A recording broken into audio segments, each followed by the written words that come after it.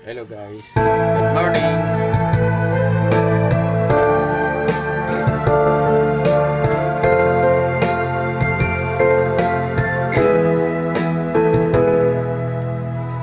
Nang ako ay ikulong sa silda ng mga api, landas ko'y nagdalim sa kalungkutan.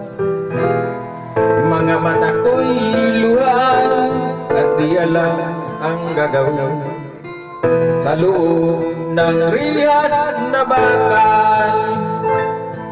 Kay hirap ipaliwanag ang katotohanan.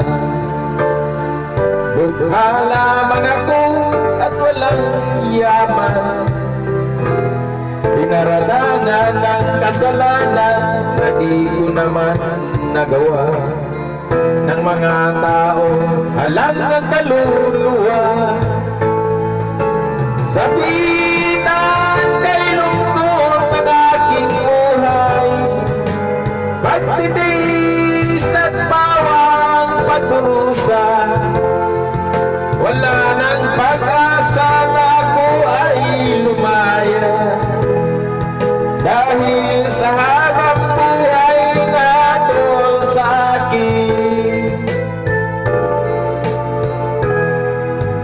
At nang ako ay mitisin doon sa hukuman, ako'y napaiyak nang ako'y katulad.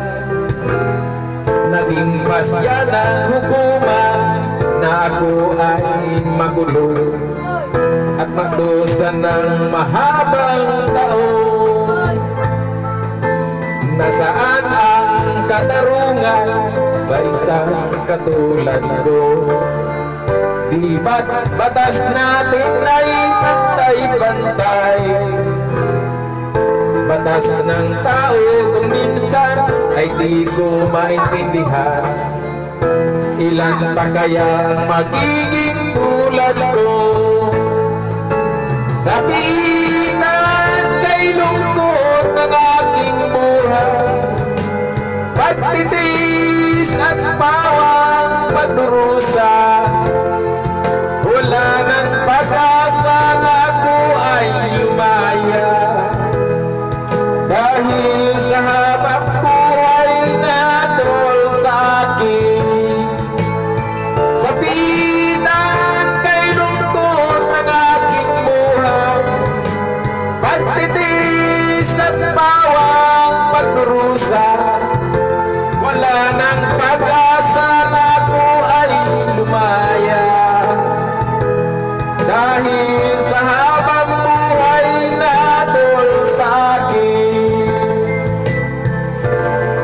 Dahil sa mali